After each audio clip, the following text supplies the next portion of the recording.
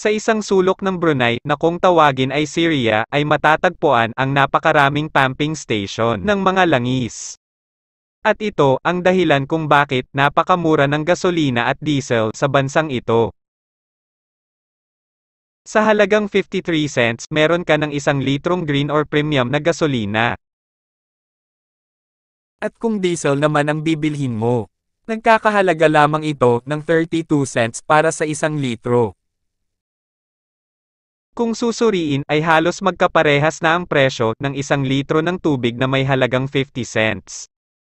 Hindi sasakit ang iyong ulo sa pagbili ng gasolina sa araw-araw dahil sadyang napakamura nito. Malaking porsyento ng pinagkakakitaan ng bansa na ito ay nagmula sa mina ng langis.